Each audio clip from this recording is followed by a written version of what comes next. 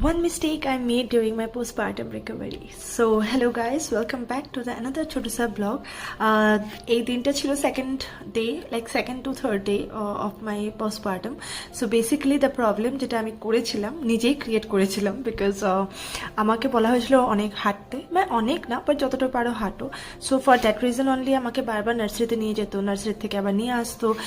তো it process was going on, right? So আমাকে তো অবভিয়াসলি এসে বলতো যে তুমি রেস্ট করো, now you can just slip.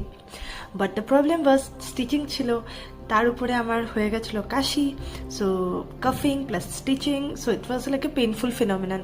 So problem was that কি আমি শুতে চাইছিলাম না। So I just went in my room and I just took a chair and I just sat there. মানে আমি যতটুকু পেরেছি আমি বসেছিলাম। আমি সেকেন্ড ডেটা ফুললি বসে বসে কাটিয়েছি, বিকজ একবার বেডে পড়ে আবার উঠাটা ভীষণ প্রবলেম ছিল আমার পক্ষে, আমি পারছিলাম না।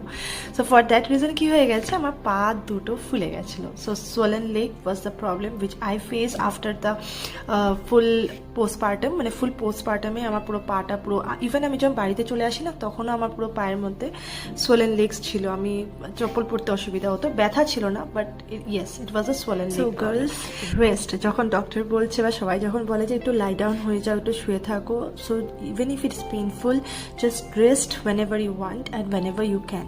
So resting is the only thing that you have to do in the postpartum. So দেখা হচ্ছে নেক্সট ভিডিওতে, discharge day. So stay tuned, follow for more. Bye bye.